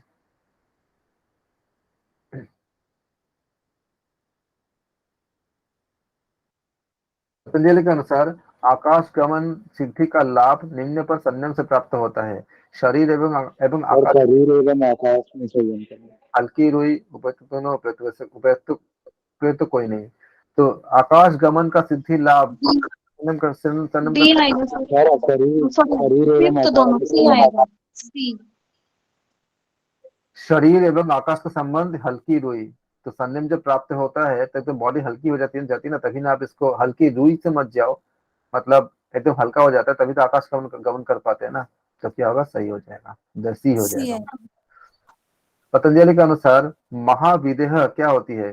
शरीर के बाहर अकल्पित वृत्ति, सिद्धि, चेतना, उत्थान। ये होगा सर, ये होगा शरीर के बाहर अकल्पित वृत्ति। महाविदेह शरीर के बाहर अकल्पित वृत्ति। जिनके लिए क्वेश्चन नया है वो नोट कर ले। पतंजलि के अनुसार महाविदेह का मतलब क्या होता है? शरीर के बाहर अकल्पित वृत्ति। पतंजलि के अनुसार महाविदेह से क्षय होता है शक्ति का, ज्ञान के आवरण का, आत्मा का। आत्मा का सर ज्ञान के आवरण का। ज्ञान ये क्या तो होगा? कट ही जाएगा, क्योंकि हम क्या पढ़े हैं, आत्मा को ना तो कोई क्षय होता है ना उसका कुछ, हमें इतने सारे बातें हमने हर जगह पढ़ा ना कि आत्मा का कुछ होता ही नहीं है, ना तो आप इसको जला सकते हो, ना उसका क्षय कर सकते हो, ना उसका वृद्धि कर सकते हो। हम इसी को समझाने के लिए एनर्जी कंजर्वेशन लॉ की भी बात किया था कि मॉडर्न फिजिक्स के अकॉर्डिंग तो डी तो होगा ही नहीं। क्षय किसका ऑप्शन होता है? सी सर, ऑप्शन सी। हाँ जी, क्या होता है? महाविदेह से क्या होती है? ज्ञान के ज्ञान आवरण। के आवरण का, ज्ञान का तो नहीं होता है, ज्ञान का जो आवरण होती है वो क्षय हो जाती है। ज्ञान के आवरण का। पतंजलि के अनुसार निम्न पर संयम से भूत जय की सिद्धि होती है। ऊपर स्थूल एवं स्वरूप, सूक्ष्म ये रूप, तो सर, ये सर अन्वय रूप और अर्थवत्ता उपयुक्त सभी। तो क्या हो जाएगा? उपयुक्त सभी। बहुत ही बेहतरीन आप लोग परफॉर्मेंस कर रहे हो, रियली बहुत अप्रिशिएट। पतंजलि के अनुसार आपका निम्न पर संयम भूत जय की सिद्धि होती है, सॉरी। पतंजलि के अनुसार भूत जय से निम्न होता है अनिमादि सिद्धियों का आविर्भाव, शरीर संपत्ति, भूत ऊपर के आत्मों से अभी अब होगा अब सर। उपयुक्त सभी सर, जी सर। क्योंकि पंचभूत से सब कुछ बनी होती ना, तो अगर आप भूत जय के अगर कर लेते हो तो सारी चीज उसके उससे जो भी चीजें बनी है सब मिल जाएंगे, तो शरीर भी उसी से बनी है, सारी चीज मिल जाएगी उससे। पतंजलि के अनुसार भूत जैसे योगी दर्शनीय, कांतिमान, वज्र के समान अतिशय बलवान या उपयुक्त सभी। उपरोक्त से अभी होगा डी सर। ये आएगा। होगा सर। क्योंकि जब आपको पृथ्वी, वायु, अग्नि, जल, आकाश में जब आपका जय हो जाती है तो आप उसके संबंधित जितने भी सब चीजें हैं सब आपको, इसी को तो भगवान का भाव भूमि का, अगर हम समझाया था कि बताया था आप लोगों को कि भाव भूमि गगन व वायु अग्नि न नील, तो भगवान हो गया। पतंजलि के अनुसार इंद्रियों पर विजय पर निम्न संयम प्राप्त हो, निम्न पतंजलि के अनुसार इंद्रियों पर विजय निम्न पर संयम से प्राप्त होती है। ग्रहणात्मक रूप एवं स्वरूप, अस्मिता रूप, अन्वय रूप एवं डी आएगा सर। उपयुक्त इसमें सभी। भी सभी होगा उपयुक्त सर। सभी सर, जी। डी आएगा। बिल्कुल याद रखिएगा इसको, इन ऐसे क्वेश्चन को जो आप लोगों के लिए, जिसके लिए जो नया लगता है उसे नोट कर लेंगे। पतंजलि के अनुसार बुद्धि एवं पुरुष की अन्वत ख्याति में प्रतिष्ठित योगी को सिद्ध होता है। क्या दिया है? बुद्धि एवं अन्वत्व ख्याति में प्रतिष्ठित योगी को सिद्ध होता जी है। सर, दोनों। जी, सर्वज्ञ दोनों से सर्वज्ञता उपयुक्त दोनों, उपयुक्त में से कोई नहीं, तो क्या होती है आपका एक से दोनों से। बुद्धि एवं पुरुष की आपका अन्वत्व ख्याति में प्रतिष्ठित योगी को क्या होती है? सामित्व मिलती है, और क्या मिलती है? आपका सर्वगत्व मिलती है, तो क्या होगा? सी हो जाएगा। जो व्यक्ति जितना क्रिया योग या प्राणायाम की तरफ जाएगा उसको ज्ञान मल्टीपल डायमेंशन में उतनी ज्यादा बढ़ जाती है अपने आप ही। कोई भी आप अगर अपना खुद का बढ़ाना चाहते हो तो प्राणायाम करो, रोज अपने आप को दे दो, गीता पाठ करो, प्राणायाम करो। मतलब हम जो यहाँ हमारे समय होती है, ऐसा नहीं कि समय नहीं होती है। आप ट्रैवल करते हो, कुछ घर में कुछ काम करते हो, जब भी ऐसा कुछ करते हो तो देखना सुनना, ये बात सही है कि हमारे इंद्रियां देखती है, सुनती है, और जो आप देखोगे सुनोगे उनमें से कोई एक बात क्लिक कर जाएगा और फिर वो आपका सिद्धांत या आपके डिजायर में आपका चेंजेस हो जाती है। इसीलिए हमेशा देखना सुनना ऐसा चीज चाहिए जो हमें सात्विकता की तरफ ले जाए, क्योंकि किस समय कौन सा चीज हमें ट्यूनिंग कर जाएगा और वो डिजायर बन जाएगा। अगर वो तमोगुण में संबंधित हो जाएगा तो हमें अधोगति ले जाएगा, और वो डिजायर अगर सत्वगुण से संबंधित हो जाएगा तो हमें ऊर्ध्वगामी कर देगा। हमारी इंद्रियां देखती है, ये बात सच है, लेकिन क्या देखे इसका तय तो हम ही करेंगे ना। सुनती है कान, कान सुनती है, ये बात भी सच है, लेकिन क्या सुने इसका भी तय हम करेंगे। अगर हमारा डिजायर उस तरफ नहीं होगा, तो जैसे मान लो आप बस में मेट्रो में जा रहे हो, अगर आपका डिजायर उस तरफ नहीं है, जिस तरह की बातें चल रही है, तो शब्द तो आपके कान में आएंगे, उसका मीनिंग आप इंटरप्रेट नहीं करोगे। ठीक वैसे ही कि अगर किसी का पढ़ाई में मन नहीं लग रहा है, तो सामने क्लास तो चलती है लेकिन वो उसको समझ ही नहीं पाता, क्योंकि उसको मन नहीं लग रहा है, मन कहीं और है। तो क्लास चलती रहती है। उसी तरह से चीजें चलती रहती है, लेकिन हम एफर्ट नहीं करता, क्योंकि हम उसमें इंटरेस्ट नहीं है, यानी कि हम उस डेटा को हम एक्सेप्ट नहीं कर रहे हैं। जबकि डेटा आ रही है, सुन रहे हैं। तो आंखें देखती है, क्या देखेगा ये हम ही तय करेंगे, क्योंकि हमने अगर गलत चीजों को देखते गए, तो जब एकांत में रहेंगे तो वही चीजों का आपका रेप्लिकेशन हमारे माइंड पे होता रहेगा। और एक बार सोच के देखो, बचपन में अगर आपको जो भी अनुभव आपके साथ है, अच्छे या बुरे, जब जब आप इसको याद करते हो, वो वाइब्रेशन, वो इमोशन, वो एनर्जी आप पे तुरंत आ जाती है। अगर आपको प्रेसिडेंट का या राष्ट्रपति का या किसी अच्छे पुरस्कार मिला था, याद करोगे, आपको वो पॉजिटिविटी, वो एनर्जी आ जाती है। और कोई बुरा अनुभव अगर किसी भी तरह का रहा होगा, तो उसको याद करोगे, तो क्या हो जाएगा, आपको वो डर, वो नेगेटिविटी, वो गुस्सा, वो क्रोध अपने आप आ जाएगा। उसने ऐसा कैसे बोला, ऐसा कैसे कर दिया, ऐसा कैसे हो गया, जबकि वो सारे सिचुएशन आज हमारे साथ नहीं है, खाली वो स्मृति है। तो स्मृति में जब जाते हैं, वो सारा एनर्जी आती है। उसी तरह से अगर आपने मान लीजिए कि वैष्णो देवी आपने दर्शन करके आए, और दर्शन करने के बाद आपके साथ ऐसा कुछ घटना घटा कि आपको बहुत अच्छा स्पिरिचुअल अनुभव हुआ, जितने बार उसको आप सोचोगे, आपको वो अनुभव रिपीट होगा, वो ऊर्जा रिपीट होगा। इसलिए हम अपने सेंसेस से क्या देखें, वो हमारे पे डिपेंड करता है। इसलिए हमें कंटिन्यूअसली कुछ ना कुछ ऐसा करना चाहिए, चाहे आप उपनिषद का पाठ करो, या गीता का पाठ करो, या गीता सुनो, या कुछ भी। और इतना समय आपको मिलती ही है, बाकी का आप जैसे जब ट्रैवल करते, गाना सुनते ही हो ना, कार में गाना सुनते ही हो, उस समय गीता लगा लो, उस समय आप उपनिषद लगा लो। आप सोचो, आप गुनगुनाते क्या हो जब अकेले रहते हो, उसी गाने का कोई बोल कर गुनगुनाते हो, रेप्लिकेशन हो रहा है ना। लेकिन यही अगर आप उपनिषद गीता को लगातार आप सुनते रहोगे, तो अकेले के टाइम में जब आप एकांत रहोगे, तो उसी चीज को आप रिपीट करोगे, रेप्लिकेशन करोगे माइंड के अंदर, और ये अवचेतन मन में जाकर स्टोर हो जाता है। इन सब का परिणाम मृत्यु का समय भी होती है, क्योंकि उन्हीं में से कुछ चीजें हमारे माइंड पे आपका रिफ्लेक्ट होती है, और उस समय जो रिफ्लेक्ट होती है, अगला जन्म हमें वही वही मिलती है, और उससे हम आगे कैरी करते हैं। इसलिए सेंसेस होती है, और हमें अभी से धीरे धीरे चेंज करने होंगे। घर में एक अनुष्ठान रखो, हर महीने आपको एक बजट तैयार कर लो। जैसे घर का बजट बनती है ना, जैसे मेरे घर में होता था, ये एक बजट ही रखना होता है कि आप हवन करो हर महीने एक बार। लेकिन जब हवन करो, तो कुछ कुछ जगह क्या होती है कि हवन के लिए चाहिए, जैसे हमने घी खरीदने गया, तो बोले कि हवन का घी, तो हवन का घी मतलब वो सोचते कि मिलावट वाला घी देनी है, और मिलावट वाला घी दोगे, जब रासायनिक क्रिया होगा उसके अंदर, आग आग में जब हम हवन करेंगे, तो उसमें क्या होगी, वो चीज नहीं मिलेगी जो शुद्ध घी से मिलती थी। तो क्या होगा, फिर आपका जो वातावरण अशुद्ध ही हो जाएगा, शुद्ध नहीं होगा, अगर वो मिलावट होगी तो। ये मत सोचो कि हवन में जल जाएगा, वो जल के आपके घर को शुद्ध करेगा। इसलिए एक बजट बनाओ, जितना जिससे हो सकता है, चाहे मंथ में हो, चाहे वीक में हो, चाहे फिर आप खुद ही सीख लो कैसे हवन करते हैं, कैसे यज्ञ करते हैं, उसको आप इम्प्लीमेंटेशन करो। इतना शुद्ध रहेगा वातावरण कि आपके घर में बीमारी वगैरह बहुत दूर रहेगा। और उसका असर पड़ता है, मन में पड़ता है, आपके सोच में पड़ता है। आप जिस तरह से सोचते हो, आपके सोच की दिशा में पड़ता है। आप फिर धीरे धीरे नकारात्मक सोच से आप सोचोगे ही नहीं, इतनी ज्यादा मन पे असर पड़ता है। ये जो हम हवन इत्यादि करते हैं, जब मंत्रों का उच्चारण होती है, तो उसके बाद आपको धीरे धीरे बहुत चेंजेस आती है अंदर ही अंदर। इसलिए अगर हमें खाली शास्त्रों का पढ़ के नंबर तो पाए जाएंगे, लेकिन अपने लाइफ में भी अगर उतार लेंगे, तो ये जनरेशन टू जनरेशन एक आपका, जैसे हम लोग नहीं बोलते कि जेनेटिक, तो जेनेटिक बन जाती है पॉजिटिव दिशा में, एक सकारात्मक दिशा में। पतंजलि के अनुसार विदेह कैवल्य हेतु सिद्धि के प्रति होना चाहिए अनुराग, वैराग्य, वैराग्य, प्रेम, बी आएगा। वैराग्य। राज्य होना चाहिए। वैराग्य करेक्ट है। पतंजलि के अनुसार विदेह कैवल्य हेतु सिद्धि के प्रति क्या होना चाहिए, वैराग्य होना चाहिए, क्योंकि सिद्धि के प्रति भी अगर आपका अटैचमेंट रहेगा तो आपको कैवल्य नहीं मिलेगा।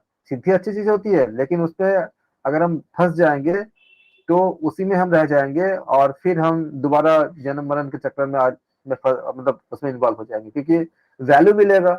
आप जानते हो कि पुत्रष्णा, लोकेशना, वित्तष्णा, ऐसे आप 3 एष्णाएं पढ़ेंगे उपनिषद में आगे जाके। तो ऐसे आपका जो एष्णाएं अगर आ जाएंगे तो उसमें हम अटैचमेंट और डिटैचमेंट फिर से में हम फंस जाएंगे और फिर से क्या होगा, उसी साइकिल में हम आ जाएंगे, तो कैवल्य नहीं मिलेगा। पतंजलि के अनुसार क्षण एवं उसके क्रम में किए गए विवेक, नियम से फलीभूत क्या होता है, विवेक कर्म जन, विवेक ज्ञान ये परकाया विवेक प्रवेश, जो आकाश गमन, भूत जय। तब जानते हैं कि विवेक ज्ञान। जिन लोगों को नहीं पता विभूति पाठ को अच्छे से पढ़िए, अध्ययन कीजिए, और आपको मतलब काफी कुछ मिलेंगे। जिनके लिए नया है, जिन्होंने अभी नहीं पढ़े हैं योग दर्शन, और इनके जो हम जहाँ से हम आंसर को हम निकाल रहे हैं, इंटरप्रेट कर रहे हैं, आप तृतीय पाठ को पढ़िएगा, आपको बहुत सारा चीजों के डिटेल मिल जाएंगे। तो विभूति पतंजलि के अनुसार क्षण एवं उसके क्रम में किए गए संयम से क्या होती है फलीभूत, आपका पर विवेक जन ज्ञान उत्पन्न होती है। किसके किसके भिन्नत्व का निर्धारण न होने पर विवेक विवेक ज्ञान से समान रूप वालों तो ये की होगा सर। अलग अलग जानकारी प्राप्त होती है। तो डी होगा। बी आएगा उपयुक्त। देश या लक्षण वो है सूत्र। किसके भिन्नत्व का निर्धारण न होने पर विवेक जनित ज्ञान समान रूप वालों की अलग अलग जानकारी प्राप्त होती है। देखो आज इसके कितने, अच्छा बताओ, इसका आज आज के जीवन में कहीं आपको दिखती है ये 302 जो है, इसका रियल लाइफ आपका क्या कहते हैं इम्प्लीमेंटेशन कहीं दिखती है, बताओ कहाँ दिखती है? चीजों में हम डिफरेंशिएट नहीं कर पाते, चीजें सब सेम दिखती है हमको सब। तो एक ही विवेक पुस्तक होती है, लेकिन अलग अलग लोगों के अलग अलग इंटरप्रिटेशन होती है ना। एक ही पुस्तक होती है, चाहे किसी भी आपका, हम देखते हैं कि चाहे कोई भी हम मजहब हो, धर्म हो, या कोई भी चीज होती है, एक ही मेन मुख्य पुस्तक एक ही होता है, लेकिन उसका समझ जो होती है अलग अलग लोगों की अपने अपने लेवल के अनुसार अलग अलग होती है। क्या होती है, इसी को क्या बताया गया, किसके भिन्नता का निर्धारण न होने पर विवेक जनित ज्ञान से समान रूप वालों की अलग अलग जानकारी होती है। समझ पाए क्वेश्चन को? समान रूप वालों की अलग अलग जानकारी होती है। अभी हम क्या बात कर रहे थे कि भगवत गीता में जो हम बात कर रहे थे या उपनिषद में बात कर रहे थे, हम एक तो के शास्त्रीय ज्ञान हमने लिया, हमने चलो इसमें जो हमने जो बातें बताई कि हमने उसको याद कर लिया, किसके लिए, एग्जाम्स के लिए, हो गया। दूसरी बात क्या है कि हमारे रियल लाइफ में कैसे अफेक्ट करती है, हमारे लिए क्या कैसे बेनिफिशियल है। अगर हम इसको देखो, बात तो एक ही थी, उपनिषद एक ही था, उस उपनिषद को जानकारी अलग अलग हो गई ना, कि हमारे साइकोसोमेटिक डिजीज कैसे ठीक होते हैं, हमारे अगले जन्म की कैसे उद्धार होती है, हमारा डिप्रेशन, हमारा जो एंजाइटी या लोगों के साथ जो हमारे जो डिफरेंसेस कैसे ठीक होती है, क्या हुई, एक ही उपनिषद है। अगर हम उस एंगल से नहीं देखेंगे तो खाली एग्जाम के लिए पास करके निकल जाएंगे, तो जानकारी अलग अलग होगी ना, हुई ना। उसी को अगर हम एस्ट्रोफिजिक्स के साथ देखेंगे, अगर हमको फिजिक्स की जानकारी रहेगा तो वही उपनिषद है, लेकिन क्या हुआ, सारा चीजें और ज्यादा एक्स्ट्रा तरह से हम इसको देख पाए। अगर उसमें हमें केमिस्ट्री का ज्ञान है, हमें केमिकल बॉन्डिंग का नॉलेज है, हमें पता है कि sp2 sp3 क्या आपका होती है, हमें अगर पता है कि क्वांटम नंबर क्या होती है, 4 तरह के क्वांटम नंबर हम केमिस्ट्री में पढ़ते हैं, azimuthal principal quantum number, azimuthal quantum number, magnetic quantum number और स्पिन क्वांटम क्वांटम नंबर। उसके आधार पे इलेक्ट्रॉनिक कॉन्फ़िगरेशन करते हैं हर एलिमेंट्स की। जैसे हम लोग बात करेंगे कार्बन 6 अगर करेंगे तो बोलते हैं इसका कि 1s2 2s2 और क्या होगा आपका 6 है तो 2p2। ये आपका हम एसपीडीएफ में इसका कॉन्फ़िगरेशन करते हैं, इलेक्ट्रॉनिक कॉन्फ़िगरेशन। दुनिया के सारे जो आपका जो जितने केमिकल रिएक्शंस हो रही है, जो आपका जो पदार्थ बन रहे हैं, उसका बेसिक आपका ये आपका इलेक्ट्रॉनिक कॉन्फ़िगरेशन ही है, जिसका हम लोग एसपीडीएफ या 2n² के हिसाब से हम नील्स बोर के जो कॉन्सेप्ट था उसके आधार पे हम करते हैं इसको। तो इस तरह से हमने क्या देखा, हमने कि ये आपका क्या होगा, हमने क्या देखा इस तरह से कि पतंजलि के अनुसार क्या हुआ कि समान रूप वालों की अलग अलग जानकारी होती है। इससे जाति, लक्षण, देश, यहाँ पे जाति का मतलब जो नॉर्मल है, जाति का अर्थ आप जानते हो अगर आपने योग दर्शन में पढ़े हैं, अगर नहीं पढ़े हो तो आप उसको डिटेल में देखना कि जाति का अर्थ क्या है, तो आपको और अच्छे से समझने में हेल्प मिलेगा।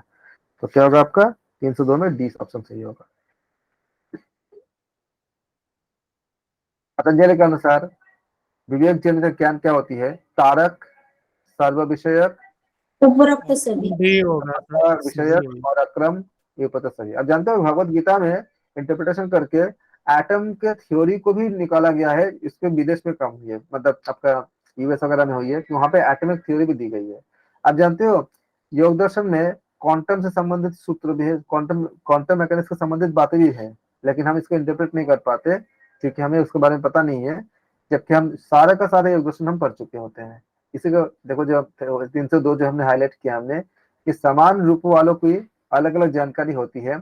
आपने कभी देखा कि क्वांटम के बारे में कैसे कैसे आपका डिस्क्राइब किया गया है योग दर्शन में, या भगवत गीता में जो देखा कि कहाँ पे एटॉमिक थ्योरी के बारे में कहाँ कहाँ बताई गई है। जब हम वैशेषिक दर्शन पढ़ते हैं, इतनी ज्यादा इसमें आपको मिलती है हमको देखने के लिए।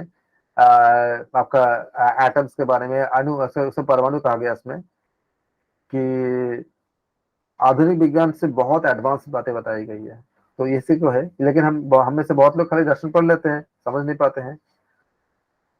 पतंजलि के अनुसार आपने कहा विवेक जनित ज्ञान क्या होती है? तारक, सर्व विषयक, सर्वथा विषयक और अक्रम, उपयुक्त सभी। तो आपने आंसर दिया सी, सर्वथा विषयक और अक्रम, सही है। पतंजलि के अनुसार कैवल्य निम्न के उपरांत फलीभूत होता है? बुद्धि, उपरोक्त पुरुष, शुद्ध, उपयुक्त दोनों से। उपयुक्त दोनों, उनमें से कोई नहीं। तो क्या हो जाएगा आपका सी सही है। पतंजलि के अनुसार कैवल्य के उपरांत क्या होती है? कैवल्य किसके उपरांत होती है? बुद्धि सत्व और पुरुष शुद्धि। जितना आंसर आप लोग अच्छे से, जितने जिस तरह से आंसर कर रहे हो ना, बहुत कम लोग कर पाते हैं, ठीक है। ये सारे बहुत अंदर की बातें हैं, अब मतलब बहुत ही अच्छे कर रहे हो, बहुत बढ़िया। मुझे लगा था कि मुझे को बहुत कुछ बताने पड़ेंगे, लेकिन आप लोग खुद ही इतने ज्यादा, मतलब बहुत बेहतरीन आपने तैयार किया है। सर सिर्फ पतंजलि योग दर्शन ही अच्छा है सर, बाकी का सब थोड़ा डाउन डाउन है। वो भी हो जाएगा, चिंता मत करो। पतंजलि के अनुसार सिद्धियां निम्न से प्राप्त होती है? मन, उपरोक्त सभी। औषधि, तप, उपयुक्त सभी से जन्म औषधि मंत्र डी तप आंसर। समाधि। सूत्र ही पूरा है। मंत्र तप समाधि। प्रकृति के अनुप्रवेश से संभव होता है अन्य जातीय परिणाम, निरोध परिणाम, संयम दीर्घकालीन परिणाम, संयम दीर्घकालीन और परिणाम। तो क्या हो जाएगा आपका अन्य जातीय परिणाम? अन्य जातीय परिणाम, प्रकृति के जात्यंतर परिणाम बताया होता गया है है। अन्य जातीय परिणाम। पतंजलि के अनुसार धर्मादि रूप से भेदन होता है अधर्मादि निमित्त का, अधर्म का, पाप का, पुण्य का।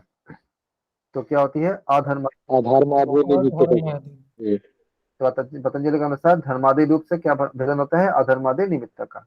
पतंजलि के अनुसार निर्माण चित्त निम्न से निर्मित होता है? अविद्या, अस्मिता, निद्रा और स्मृति। तो अस्मिता। क्या होगा? परा विद्या अस्मिता। निर्माण चित्तानी अस्मिता मात्रा। पतंजलि के अनुसार निर्माण चित्त किससे निर्मित होती है? निर्माण चित्त निम्न से निर्मित होती है, अस्मिता से होती है। पतंजलि के अनुसार निर्माण चित्त के व्यापार भेद में नियामक क्या होती है? पूर्व सिद्ध चित्त, अचित, मन या फिर त्रिगुण। तो क्या होती है? पूर्ण सिद्ध सिद्ध। चित्त। पूर्व सिद्ध चित्त होती है। मतलब निर्माण चित्त के व्यापार भेद के नियामक क्या होती है? पूर्व सिद्ध चित्त होती है। पतंजलि के अनुसार कर्म क्लेश की वासना से रहित चित्त क्या से होती है? समाधि संपन्न, विस्मित, अनिश्चित और अनेकाग्र। तो और समाधि संपन्न। ऑप्शन ये सर, ये समाधि। बिल्कुल। पतंजलि के अनुसार योगी का कर्म निम्न से रहित होता है? पाप, पुण्य, उभय तो दोनों उपरोक्त दोनों। उपयुक्त दोनों। अशुक्ल अकृष्ण होते हैं ना, तो पाप और पुण्य दोनों से रहित होते हैं। पतंजलि के अनुसार योगियों के अतिरिक्त अन्य लोगों का कर्म शुक्ल होते हैं, कृष्ण होते हैं, शुक्ल कृष्ण तो होना। शुक्ल कृष्ण और का शुक्ल और कृष्ण होते हैं। तो सभी पूरे हैं। पतंजलि के अनुसार अतिरिक्त अन्य लोगों के कर्म शुक्ल और कृष्ण दोनों होते हैं, क्योंकि पाप शुक्ल और कृष्ण होते हैं। उपर्युक्त सभी नहीं शुक्ल आएगा और सर? कृष्ण होते हैं, सभी आएगा सर, शुक्ल भी होते हैं, ये कृष्ण आएगा। नहीं ना किसी सर, के बट यहाँ शुक्ल शुक्ल हो और सकते हैं, कृष्ण किसी दोनों के एक कृष्ण लेवल हो के सकते हैं। और शुक्ल कृष्ण तीनों मिश्रित कर्म भी होते, तो उपरोक्त तो सभी आना चाहिए ना सर। सुनो, इसमें क्या होता है, नहीं, ऑप्शन सी होगा, शुक्ल कृष्ण। हम लोग पाप भी मिश्रित करते हैं, कर्म पुण्य भी। बताया ना, शुक्ल और कृष्ण तो मिश्रित बताया, तो मिश्रित ही होगा ना, शुक्ल यहाँ और नहीं, कृष्ण। होते हैं, कोई जैसे भी कर्म कोई मिश्रित पाप होते होते हैं।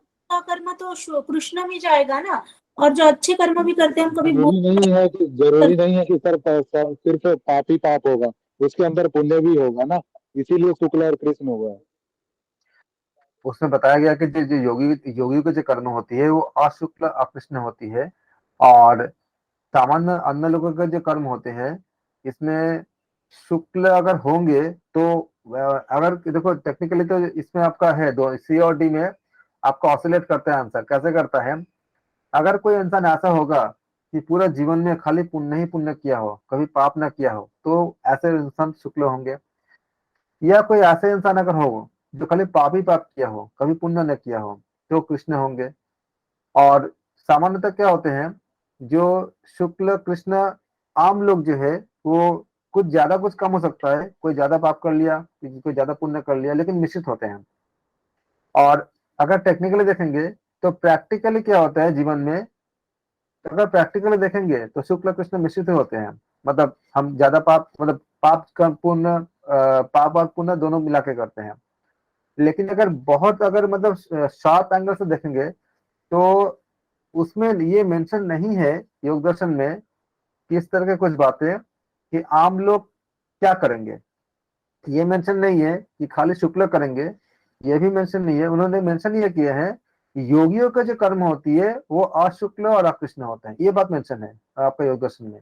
लेकिन एक आम लोग, सामान्य लोग जो है, सामान्य लोगों के लिए उन्होंने जो सूत्र में बताए थे कि शुक्ल कृष्ण या शुक्ल कृष्ण, ये कहीं मतलब ये स्पेसिफाइड नहीं है कि खाली शुक्ल के लोग हो ही नहीं सकते या खाली कृष्ण के लोग हो ही नहीं सकते। तो अगर उस एंगल से देखेंगे तो आप ये होगा, क्योंकि वो हमें ऐसे ऐसा मेंशन नहीं है कि केवल शुक्ल के लोग हो ही नहीं सकते या केवल कृष्ण के लोग हो ही नहीं सकते। उन्होंने बताया कि ऐसे लोगों का लक्षण बताए हैं, और जिनका दोनों मिश्रित होते हैं उनके लिए उन्होंने शुक्ल कृष्ण बताए हैं। तो अगर हम खाली टेक्स्ट की तरफ जाएंगे तो डी सही होगा, क्योंकि उसमें प्रैक्टिकली अगर देखेंगे तो सी सही सही लगता है, क्योंकि ऐसे इंसान नहीं होते हैं जिनके पास आपका खाली अकेला अकेला खाली पुण्य किए हो, क्योंकि हम त्रिगुणात्मक है। जो जब हम गीता में यही पढ़े हैं कि किसी एक समय बाकी दोनों गुण को डोमिनेट करता है, तो तमोगुण अगर dominate करेगा बाकी दोनों गुण को, तो पाप तो होंगे, और जब सतोगुण डोमिनेट करेगा तो पुण्य भी होंगे। तो इसलिए शुक्ल कृष्ण का मिश्रित होते हैं। लेकिन अगर खाली क्योंकि हम यूजीसी नेट के हम एग्जाम्स दे रहे हैं, तो अगर हम ग्रंथ की बात करेंगे तो उसमें ऐसा मेंशन नहीं है कि इंसान का खाली शुक्ल ही होगा या खाली खाली कृष्ण ही होगा। उसमें बताया गया कि तीनों हो सकते हैं। इसलिए अगर ग्रंथ के हिसाब से देखेंगे तो डी सही है, प्रैक्टिकली देखेंगे तो सी सही है। शुक्ल और कृष्ण की बात की बुक गई है में भी सर, शुक्ल और तीनों का ही कृष्ण आया मिश्रित डी। कर्म है। हाँ, मतलब ग्रंथों के हिसाब से देखेंगे, आप अगर सूत्र को पढ़ोगे तो वहां पे ऐसा कोई मेंशन नहीं है कि ऐसा हो नहीं सकता कि खाली शुक्ल वाले लोग कभी ना मिले, और ऐसा भी नहीं हो सकता कि खाली कृष्ण वाले लोग कभी ना मिले, ऐसा मेंशन नहीं है वहां पे। उन्होंने बताया कि बाकी लोगों के कर्म जो होती है तीन तरह की होती है, शुक्ल कृष्ण या शुक्ल कृष्ण। लेकिन प्रैक्टिकली क्या होता है, हमें नहीं मिलता कोई भी कि जो बुरे से बुरे इंसान में भी कुछ अच्छे नहीं हो गए। जैसे दुर्योधन में भी कुछ पुण्य किए थे, जब स्वर्ग में गए थे तो देखे कि दुर्योधन बैठा हुआ है, तो उससे भी कुछ पुण्य थे। तो इसलिए प्रैक्टिकली जो है, और यहाँ पे आपको ऐसा क्वेश्चन डाउट में डाल देते हैं, क्योंकि कितने बारीकी से आपको सोचने पड़ते हैं। सर, हाँ जी। इसमें तो बोल सकते हैं सर, जैसे हम लोग सामान्य मनुष्य हैं, जब पूजा पाठ करने का समय आता है तो हम लोग मांसाहार वगैरह, नशा वगैरह का सेवन छोड़ देते हैं। और जब इस तरह सामान्य मनुष्य रहते हैं, मतलब जब पूजा पाठ वगैरह नहीं हो, तो उस समय तो मांसाहार का भी सेवन करते हैं, तामसिक भोजन का भी सेवन करते हैं। तो जी शुक्ल और कृष्ण दोनों मिश्रित हो गया। ये आप जो बता रहे हो ये तब हो सकता है आंसर इसका जब आपका विवेचनात्मक प्रश्न हो। मतलब विवेचनात्मक मतलब जब आपको अपने व्यू रख के जब हम व्याख्या करते हो उसमें कर सकते हो। लेकिन जब हमें खाली ऑब्जेक्टिव होती है, मतलब आपका ऑब्जेक्टिव में क्या होती है कि जो वो बताएंगे हमें वही मतलब वो डिसाइड करेंगे कि क्या सही क्या गलत, और वो किससे करेंगे, जो हमारे टेक्स्ट बुक में लिखी हुई है उसी के आधार पर करेंगे। तो टेक्स्ट बुक में मतलब अगर योग दर्शन को पढ़ोगे तो वहां पे ऐसा मेंशन नहीं है कि आप जो बता रहे हो इसका मतलब क्या हुआ कि मिश्रित करेंगे, लेकिन वहां पे ऐसा मेंशन नहीं है कि केवल शुक्ल के लोग नहीं हो सकते, ऐसा कोई मेंशन नहीं है, या केवल कृष्ण के लोग नहीं हो सकते ऐसा भी मेंशन नहीं है। वहां पे ये बताया गया है कि बाकी आम लोग जो है वो शुक्ल कृष्ण या शुक्ल कृष्ण मिश्रित कार्य करते हैं, वो इसलिए सूत्र कर्मा कर्मा शुक्ला कृष्ण त्रिविध रेशान, त्रिविध 3 है हाँ सूत्र में दिए है वो। हाँ, तो उसके हम सूत्र को अगर फॉलो करेंगे तो उसके अकॉर्डिंग दी है। आम जो प्रैक्टिकल लाइफ में तो बता ही रहे हो, तो मैं भी बता रहा हूँ, सेम ही चीज बता रहे हो आप भी कि रियल लाइफ में तो हम लोग करते ही हैं, मतलब अच्छे बुरे दो मिला के करते हैं। लेकिन हमें नंबर मिलने हैं तो नंबर कैसे आएगा, जो टेक्स्ट में लिखी हुई है खाली वही बतानी है। तो टेक्स्ट में लिखी हुई है कि बाकी जो आम लोग है उनका शुक्ल कृष्ण या शुक्ल कृष्ण कर्म होते हैं, तो उसके अकॉर्डिंग डी होगा। क्लियर हो गया ना। जी सर। रियल लाइफ के लिए तो अगर विवेचनात्मक प्रश्न करोगे तब तो आप जो बता रहे हो उसको तो बहुत अच्छे से हो सकती है, उसमें भी हम कई तरह की युक्ति भी डाल सकते हैं, क्योंकि भगवत गीता में भी बताया गया चैप्टर 17 में कल ही हम बात कर रहे थे कि कोई एक गुण बाकी दोनों गुणों को डोमिनेट करता है। तो अगर सतोगुण अगर जब डोमिनेट करेगा बाकी दोनों को तो हम क्या करेंगे, शुक्ल कर्म करेंगे। लेकिन जब तमोगुण डोमिनेट करेगा तो हम क्या करेंगे, कृष्ण कर्म करेंगे। तो उसके हिसाब से क्या हुआ, शुक्ल कृष्ण हो गया। ये आपको किससे में लिखोगे, अगर आपको डिस्कशन में कर बैठना हो या विवेचनात्मक कुछ काम करनी है या ये आपका लॉन्ग आंसर टाइप क्वेश्चन को आपको लिखनी है, उस समय आपको ये आपके इसको चर्चा को दिखाओगे दोगे। लेकिन आपका जो ऑब्जेक्टिव क्वेश्चन होती है उसमें सिर्फ वही लिखते हैं जो पुस्तक में या जो ग्रंथ में दी गई है। तो उसके अगर बारीकी से देखेंगे तो उसमें तीनों दी गई है, शुक्ल कृष्ण और शुक्ल कृष्ण, शुक्ल कृष्ण और शुक्ल कृष्ण। इस हिसाब से क्या होगा, ऑप्शन डी सही होगा। पतंजलि के अनुसार विपाकों की अनुगुण वासना अभिव्यक्त होती है त्रिविध कर्म से, त्रिविध दुख त्रिविध कर्म से, से या त्रिविध निर्दोष। कर्म, ऊपर के 3 त्रिविध कर्म। कर्म से। विपाकों की अनुगुण की वासना किससे होती है, तीन त्रिविध कर्म से हमें प्राप्त होती है। आप लोगों ने काफी अच्छे से पढ़ा है योग दर्शन को, वेरी गुड। पतंजलि के अनुसार व्यवहित की भी अव्यवहित अभिव्यक्ति से होती है स्मृति, संस्कार, उपरोक्त उपयुक्त दोनों एक रूप का या उपयुक्त में से कोई नहीं। कौन सा बोलोगे, जी, सी आएगा, स्मृति उपयुक्त दोनों। ये संस्कार होगा। पतंजलि के अनुसार, हाँ जी क्या होगा, स्मृति भी संस्कार है। पतंजलि के अनुसार कामना के नित्य होने से उनका सिद्ध होता है अनादित्व, क्वेश्चन का आंसर दे रही हूँ। हाँ तो उन्नयन। मैंने बोला दे देना कि भाई मैं स्पीकर खोलूंगा ऑप्शन तो डी होगा सर, उत्थान होगा। पतंजलि के अनुसार कामना के नित्य होने से उनका सिद्ध होता है अनादित्व, निर्मूलन, उन्नयन या उत्थान। क्या होगा, अनादित्व। अनादित्व आएगा सर। हाँ, कामना के नित्य होने से उनका सिद्ध क्या होती है, अनादित्व होती है। पतंजलि के अनुसार वासना का अभाव निम्न के अभाव में से होता है, कारण, उपरोक्त से फल, आश्रय और आलम्बन, ये ऊपर तो सभी। कारण फल क्रियाशयत्व वो है ना सर। उपयुक्त सभी। उपर्युक्त सभी। बिल्कुल। पतंजलि के अनुसार वासना का अभाव इसमें कारण, फल, आश्रय और आलम्बन अतः ऊपर तो सभी हो जाएगा। पतंजलि के अनुसार धर्म होते हैं व्यक्त, सूक्ष्म, त्रिगुणात्मक, उपयुक्त सभी। उपरोक्त उपयुक्त से सभी सभी। सभी। व्यक्त भी होते हैं, सूक्ष्म भी होते हैं, त्रिगुणात्मक भी होती है। पतंजलि के अनुसार परिणाम के एकत्व के कारण क्या होती है, एक पदार्थत्व, अनेकत्व, अलब्ध भूमिकत्व। और एक पदार्थ और तो ये होगा। बिल्कुल, एक पदार्थत्व, एकत्व क्या होती है, एक पदार्थत्व। पतंजलि के अनुसार वस्तु के एक होने पर भी भिन्न, ये वस्तु के एक होने पर भी ज्ञान भिन्न होने के कारण वस्तु ज्ञान क्या होती है, एक होती है, अलग अलग होती है, अलग अलग होती है, कम होती है। अलग अलग। अलग अलग होती है। अभी हमने ऊपर इसी का चर्चा कर रहे थे ना। पतंजलि के अनुसार वस्तु के एक होने पर भी ज्ञान भिन्न भिन्न ज्ञान भिन्न होने पर। हाँ। कारण वस्तु ज्ञान अलग अलग होती है। पतंजलि के अनुसार वस्तु के ज्ञान के अधीन रूप क्या होती है? पतंजलि के अनुसार पतंजलि के अनुसार वस्तु एक ज्ञान के अधीन रूप होती है। अधीन रूप होती है, नहीं होती है, अनिश्चित, संध्यास्पद। नहीं होती नहीं होती है नहीं होती वस्तु ज्ञान का अधीन रूप नहीं होती है, क्योंकि हम अभी देखे थे हमारे गुणों के आधार पे हमें उसका ज्ञान अलग अलग हो जाती है।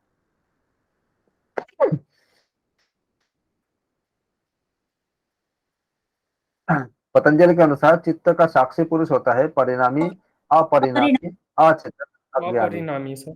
अपरिणामी अपरिणामी होता है सर। आ जाएगा आपका। चित्त का साक्षी क्या होती है? अपरिणामी होता है। पतंजलि के अनुसार पतंजलि के अनुसार चित्त के साक्षी पुरुष का चित्त की वृत्तियां होती है ज्ञात, अज्ञात, अनिश्चित, संदेहास्पद। तो पतंजलि के अनुसार चित्त के साक्षी अज्ञात होती है। चित्त की वृत्तियां क्या होगी आपका? ज्ञात होती होती है। है। चित्त के साक्षी पुरुष का चित्त की वृत्तियां ज्ञात होती है। पतंजलि के अनुसार चित्त अपना प्रकाशक पतंजलि के अनुसार चित्त अपना प्रकाशक है, नहीं है, अनिश्चित, संदेहास्पद। नहीं तो आपका नहीं चित्त नहीं है सर, चित्त का अपना प्रकाश नहीं है। पतंजलि के अनुसार एक ही समय में अपना और विषयों का अवधारण हो सकता है, नहीं हो सकता है, अनिश्चित, संदेहास्पद। हो नहीं हो सकता सकता है। सर, नहीं हो सकता। धारणम है ना सूत्र। एक ही समय दोनों में में से किसी का ज्ञान हो सकता है एक समय में। कैसे होगा? दोनों कैसे होगा? फिर आपका आता है पतंजलि के अनुसार अन्य चित्त को गृहीत मानने में चित्त के ज्ञाता की अवस्था क्या होती है? अनावस्था, स्मृति संकर, उपयुक्त, दोनों, दोनों इनमें से से उपयुक्त दोनों हो सही। सी हो जाएगा। पतंजलि के अनुसार प्रतिसंक्रमण रहित पुरुष को बुद्धि वृत्ति के रूप में ज्ञान हो जाने पर क्या होती है? अपनी बुद्धि का ज्ञान, दूसरों की बुद्धि का ज्ञान, ज्ञान सबकी बुद्धि का ज्ञान, उपयुक्त में ज्ञान कोई नहीं। सर ज्ञान ऑप्शन सी सर। ज्ञान सबकी अपनी बुद्धि का ज्ञान होता है सर।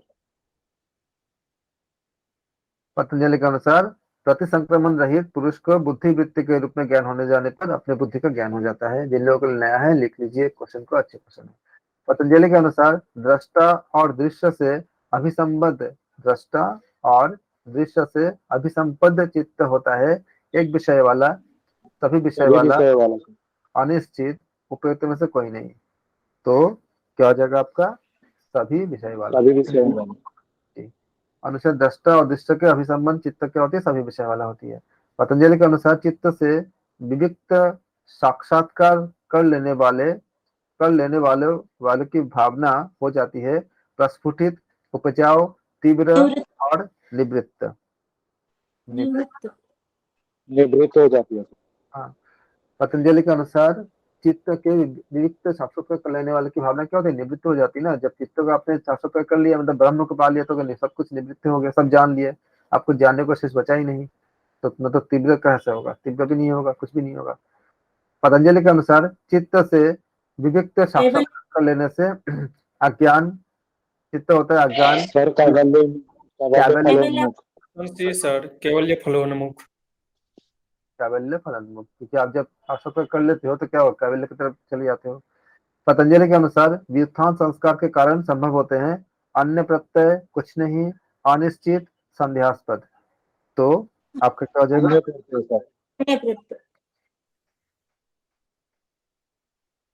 पतंजलि के अनुसार चित्त से विविक्त साक्षात्कार कर लेने से व्युत्थान संस्कार का दग्ध बीज होना निम्न के दग्ध बीज के समान है। अज्ञान का, चित्त का, प्रकृति का, क्लेश का। क्लेश का सर क्लेश का पूरा सूत्र भी है, क्लेश का सारा समाप्त हो जाती है। विवेक ख्याति में भी वितराग योगी को सर्वदा विवेक ख्याति होने की स्थिति में धर्ममेध समाधि प्राप्त होती है। धर्ममेध समाधि, सवितर्क समाधि, सबीज समाधि। तो क्या हो जाएगा? धर्ममेध समाधि। जिन लोग जो समाधि के बारे में पढ़ लीजिए। आपको धर्म में समाधि क्या होती है अच्छे से डिटेल आप लोग आना चाहिए, जिनके लिए नया हो। अगर कोई रिकॉर्डिंग मुझे लोग देख रहे हैं, आप अच्छे से उसको पूरा कंप्लीट स्टडी कर लीजिएगा। कोई डाउट हो तो ग्रुप पे या पर्सनल पे मैसेज कीजिएगा, मैं सबका आंसर दूंगा। क्लेश की निवृत्ति निम्न समाधि से प्राप्त होती है: सविचार, धर्ममेध, सवितर्क, सविच। धर्म में धर्ममेध है सर। धर्ममेध समाधि से सर। उसका परिणाम होता था क्लेश कर्म निवृत्ति। क्लेश की निवृत्ति निम्न समाधि से होती है: धर्ममेध से। धर्ममेध समाधि में ज्ञान समस्त आवरण से होता है, अज्ञात, अनिश्चित, रहित या रहित आस्पद। रहित रहित होता है सर। रहित। धर्ममेध समाधि में ज्ञान समस्त आवरण से क्या होती है? रहित होती है। धर्ममेध समाधि उदित होने से चित्त के धर्ममेध समाधि उदित होने से चित्त के सत्वादि त्रिगुण के परिणाम के क्रम की होती है समाप्ति, पुनरावृत्ति। समाप्ति हो जाती है। समाप्ति होती है। समाप्ति होती है सर। वही। तो क्या हो जाएगा? समाप्ति हो जाएगा। बहुत बढ़िया, बहुत ही बढ़िया, बहुत। गुण के परिणाम के क्रम की समाप्ति है कैवल्य वो सभी अच्छा समाधि, सविचार समाधि, निर्विचार समाधि, कैवल्य समाधि। तो क्या हो कैवल्य जाएगा? कैवल्य से। कैवल्य। कैवल्य गुण के परिणाम के क्रम की समाप्ति क्या होती है? कैवल्य होती है। चित्त शक्ति का अपने स्वरूप में प्रतिष्ठित हो जाना सभी कैवल्य समाधि, होता है। कैवल्य कैवल्य और सदा निर्विचार। स्वरूप सदा दृष्टि स्वरूप अवस्था में। बिल्कुल। तो ये आपका सिंगल ऑप्शन का हमने जो सीरीज था वो हमने आज कंप्लीट किया। इसके बाद हम मल्टीपल ऑप्शन की सीरीज में हम वर्क करेंगे। योग दर्शन को हम आज यहाँ पे रखते हैं, उसके बाद हम फर्स्ट वर्क पेपर करेंगे। हम आपको थोड़ा सा ब्रेक दे देते हैं, आप लोग थोड़ा सा फ्रेश हो जाइए, थोड़ा सा जो पानी इत्यादि पी लीजिए, ताकि आप 5-7 मिनट का ब्रेक लेकर के फिर हम शुरू करेंगे फर्स्ट पेपर। सर, आपको ज्यादा ब्रेक की जरूरत है सर हमसे। हाँ हम सर, लोग आप तो ही ब्रेक ले लीजिए, आप कंटिन्यू बोल रहे हैं। कल रात को भी आप पूरा 3 घंटा कंटिन्यू पढ़ाया सर, आपकी कैपेसिटी बहुत है।